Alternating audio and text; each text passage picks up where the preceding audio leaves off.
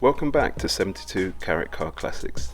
Today I'm going to be building the Mazda MX-5 or the Unos Roadster or Miata. It really depends on where you live in the world. Excuse the tatty box, but it really doesn't take away from the contents inside, although it is pretty basic. Today I'm going to be building this one, making realistic looking headlights out of putty, and I also want to challenge myself to see how well I can make my rear light clusters look as realistic as possible. They say the MX-5 has the most complex light clusters in car history. I guess I'm going to find that one out for myself as I go along trying to build it.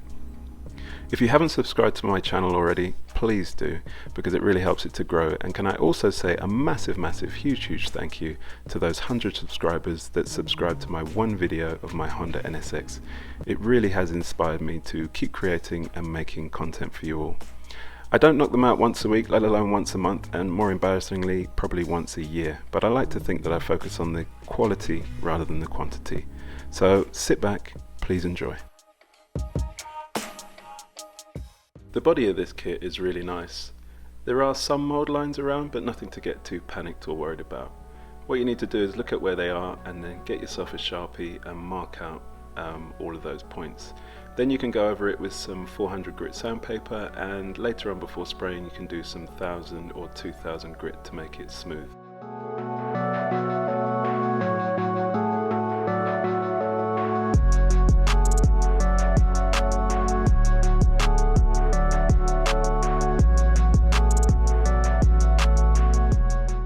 Tamiya leave a nice guide for you to put your indicators, but the problem with that is with painting and sanding that will soon disappear. So get a drill bit smaller than the hole itself and drill it through the middle so you can hold your position. I've also done the same for the windscreen washers because they're also really small, and with painting and sanding they'll probably disappear, so I'll make some new ones later on.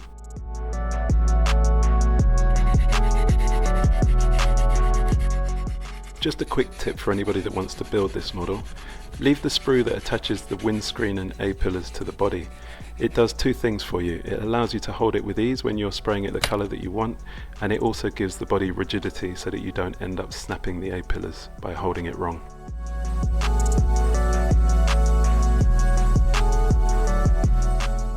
In order to make the pop-up headlights, I have to remove the original headlight covers.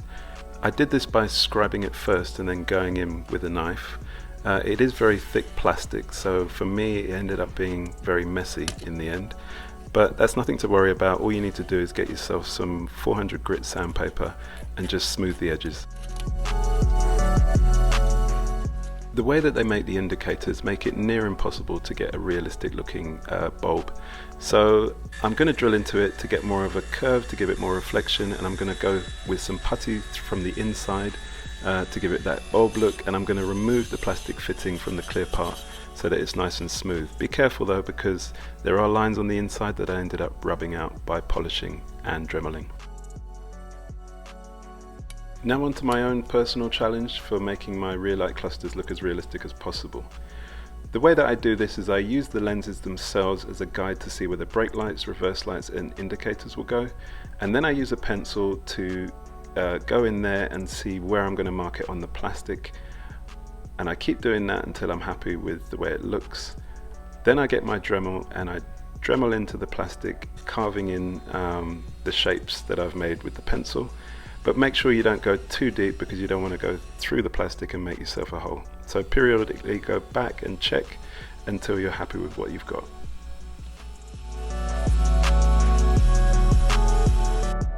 If you like what you're seeing in this video so far and you think it's being of some benefit to you, please do subscribe to the channel, because it really does help me know that what I'm doing here makes a difference for all you modelers out there.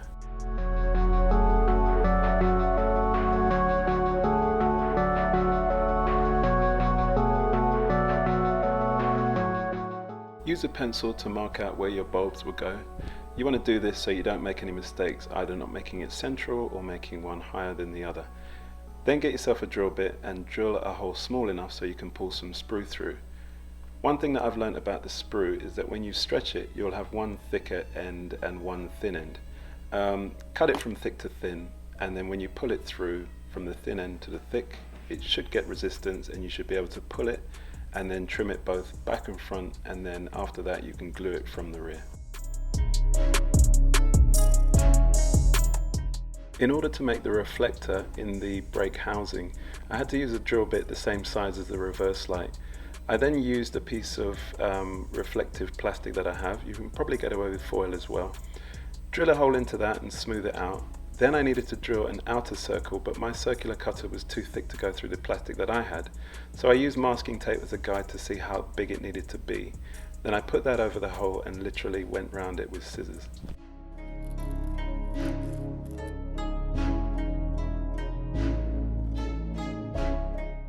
In order to spray the light cluster clear red, first you want to cover the reverse light with masking tape, and you also want to do the indicator lens.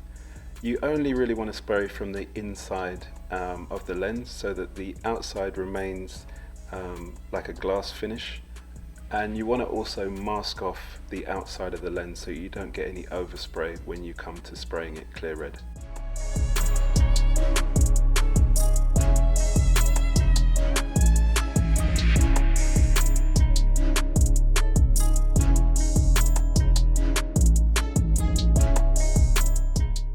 As this kit is on the cheaper end of the scale, the mirrors don't have any sheen to them at all. So I'm going to just cut them out and use the masking tape templates to use on my own mirrored plastic, which I'm going to put in the housing instead.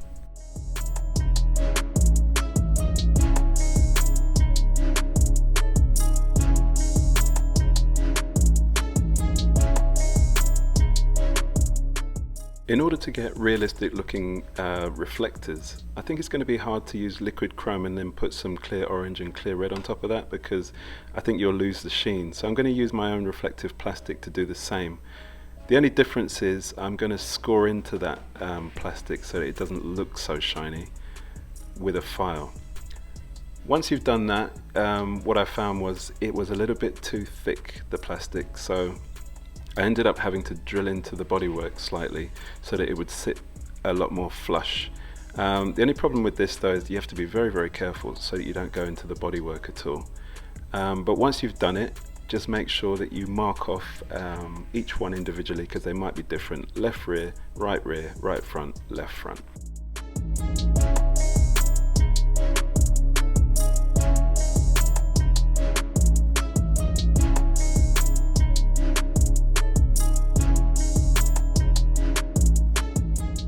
I'm going to use two pieces of styrene glued together just to sit as a base for when I'm ready to fit my aerial so it doesn't drop through the bodywork.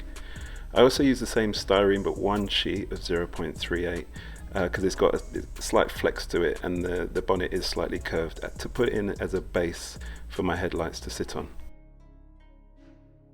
I used the milliput to make my headlights with.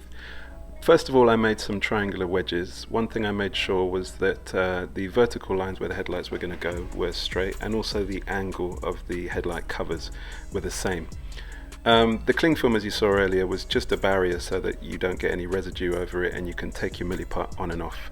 But then I just got myself an internet picture, zoomed in on that, and then tried to replicate the putty that I was trying to mold into the same shape.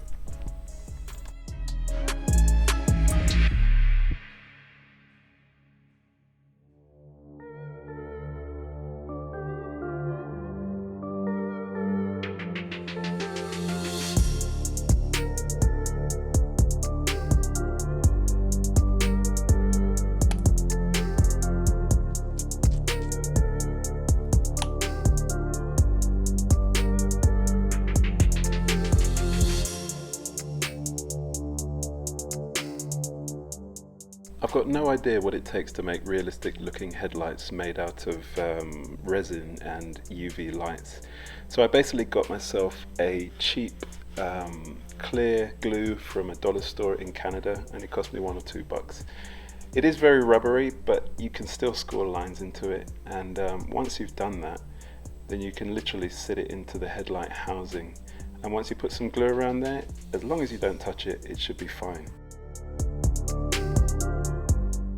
To make my British Racing green, I use the green and semi-gloss black. What I would suggest is that you make a whole pot of it, because as you can see from my first attempt, I got the mix wrong and it was very, very orange peely. So I needed to do a lot of sanding, or you're going to need to use brake fluid. but I chose to be patient and just sand it. I will use the attempt though to my advantage, because halfway down the door down there's an undercoating on the MX-5 that you might not necessarily see. So I'm just going to mask that off and then sand everything else until it's smooth and recover it with the extra paint that I've got until I'm happy that everything is smooth. And then hopefully that bottom part will be slightly coarse and give the effect of an undercoating.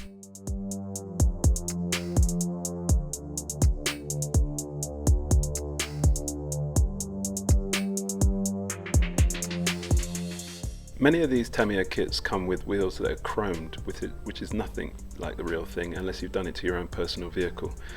So what I'm going to do is I'm going to cut them out and stick them in bleach and then spray them a coat of flat aluminium and then go over that with a layer of clear, which is much more authentic to the real thing. What I discovered though with the bleach that I used, even after leaving them for a day or two, when you only really need to leave them for 10 minutes, the back of them came off fine, and that was literally after 5-10 minutes, but after 2 days the front would not budge. So I guess whoever did the chroming for these wheels put their heart and soul into it, so it wasn't coming off. So I had to just go ahead and do my tyre valves anyway.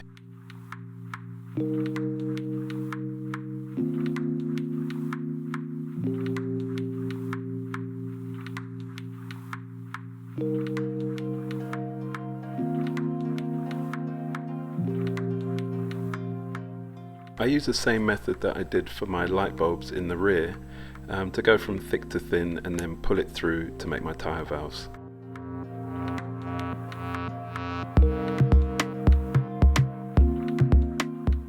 Using my modelling knife and some of the sprue again, I'm going to bend it so that it fits the contours of the outer rim, which I think would have been about 14 inches back in the days for the Miata. Then I'm going to sand it on one side and leave the other side curved. Once I've done that, then I'm going to cut it to different lengths, some short, some medium, just to give the impression of a wheel weight on a car, which would have been different sizes for depending on the balance that it needed.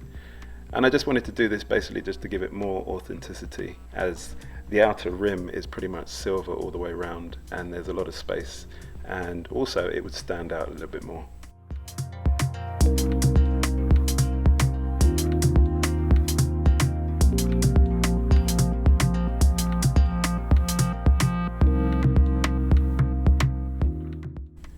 Make sure you don't miss the seam lines that need to be removed in order for it to look a bit more authentic.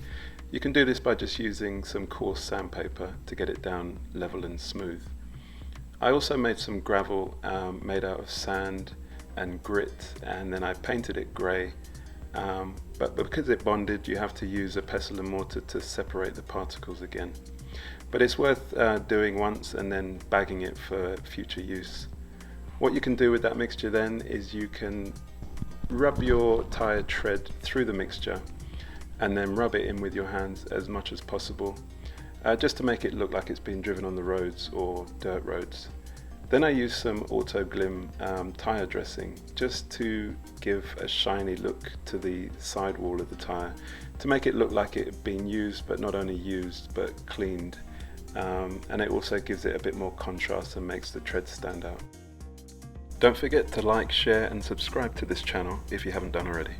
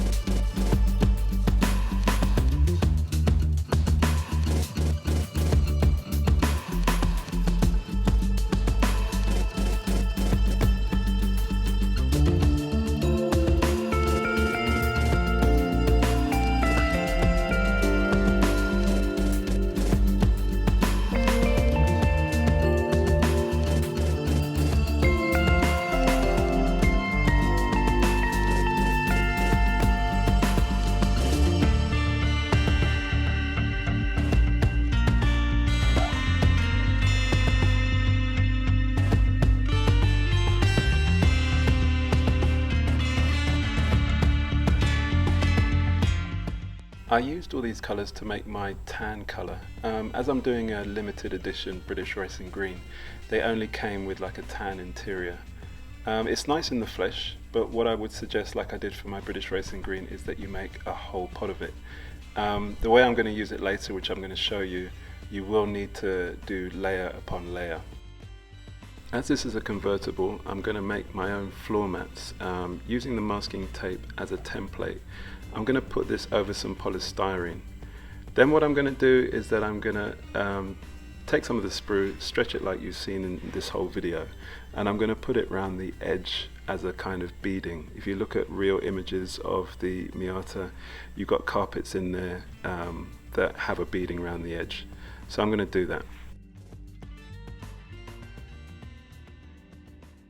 If you like doing DIY projects around the home and you like working with wood, you can actually save your wood shavings from your mouse or sander.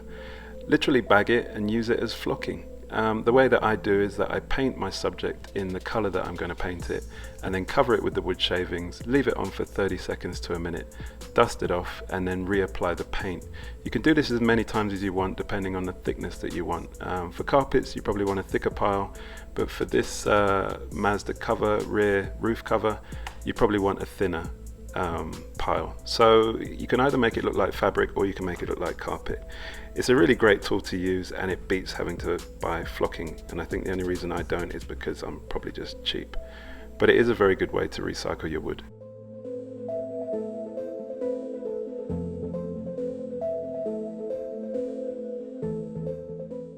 As this kit doesn't come with any armrests or door locks, I wanted to have a go at making my own. So I made my door locks out of polystyrene, and I made my armrests out of putty. So I literally just made a template and then cut out the polystyrene. It does take a little bit of work, but I think it's well worth the effort, especially when you've got a convertible and you can look inside and study the inside. When it came around to me doing the putty, I used a Dremel just to make a shape and carve it out, and with the armrest you have like a little loop that you can put your arm through, or put your hand through if you like.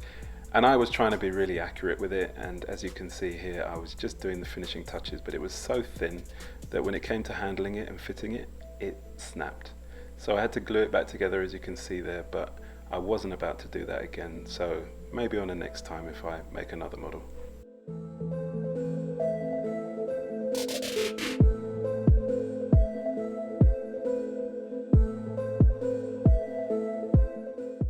Whenever I'm taking off the masking tape, it always reveals a little bit of underspray or overspray, depending on how you want to look at it.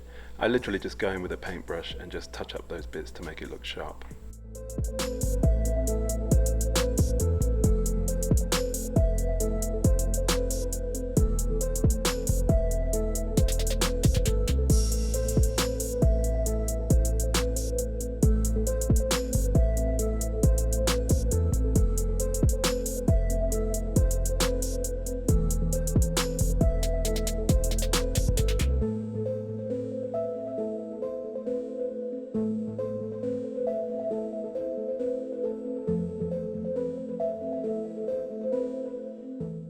If you sharpen a toothpick, it really helps to detail the radio, the indicators, and the headlight function. If you want a wood effect on plastic, check out the Scale Modeling channel. It's a brilliant video.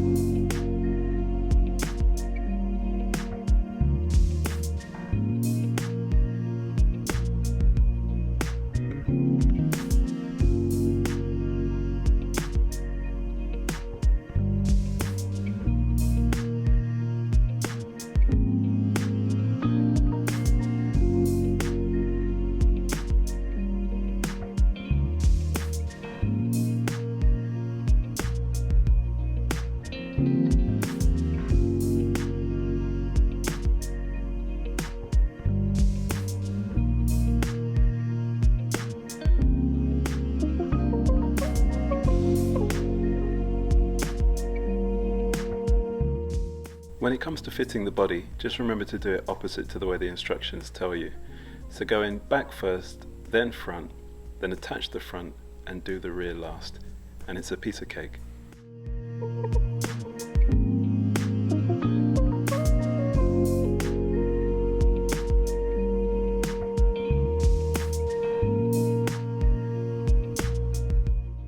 In order to make the badge on the front look more realistic, I got a piece of sprue with the same diameter, rounded it off, shaved it as close as I could to have one rounded side and one flat side, put some liquid chrome over that, and then put the decal on top, and then stuck it on the car.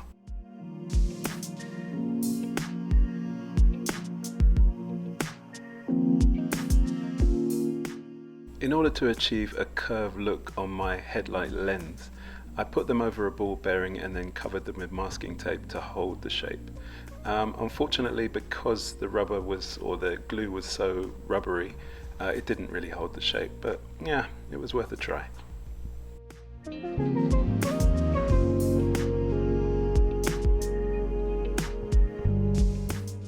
I didn't like the void that was left after I'd cut out the side windows, so I used the side windows and cut them to a lower level.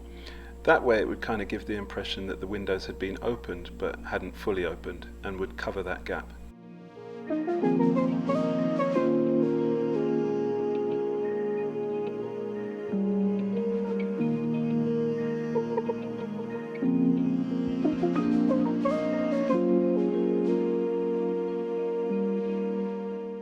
This is where making that hole at the beginning of the video really helps you to put your indicators in the right place.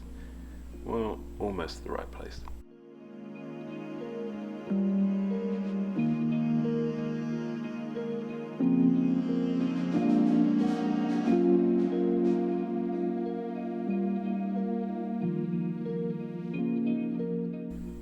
Just like the emblem on the front, I wanted to do the same with the rear, just to give the impression that it was a badge that was stuck to a car rather than a decal.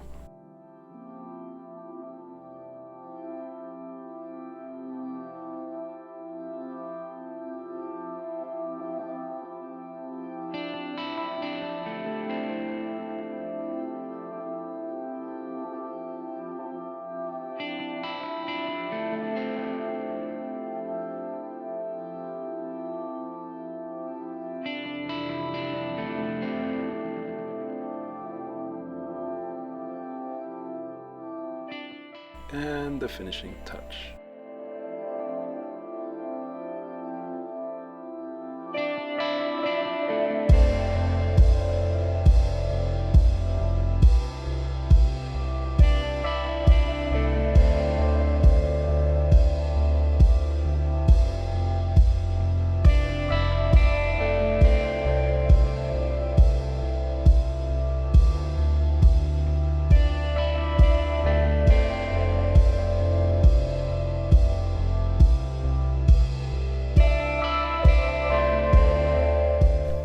I think it goes to show what £11.90 an eBay order and free delivery can get you, because that's all this kit cost. Most of the things on here are recyclable, from the sawdust that I saved to do my flocking and my fabric, and the sprue that I used from the kit to do my tyre valves and wheel weights, aerial and bulbs. The only thing that I've bought is one piece of polystyrene to do the badges on the back and the front, and some dollar store glue to do the front headlights. But really, I'm quite impressed at how, for that kind of money, looking at these images, you can get something looking quite realistic. And I'm majorly proud of the rear light clusters that I've done, because when I look at those images, I can't tell the difference between a kit and the real thing. I hope I've inspired you to do the same. That's the reason why I created this channel, because I think I've got something to give in terms of using the least amount of resources possible, but getting maximum impact for creating something that can look much better out of the box. So if you've liked this video, please subscribe. You need to be patient, because I've got 3 kids and I can't build these things every week, but that's my dream. And the more of you that subscribe, I'm sure in the future maybe the more chance I have of making that a success. So I hope you've liked this video. I've definitely enjoyed doing the build and making this model, even though it's taken me a couple of months. But I look forward to seeing you on the next video. Until then, bye bye for now.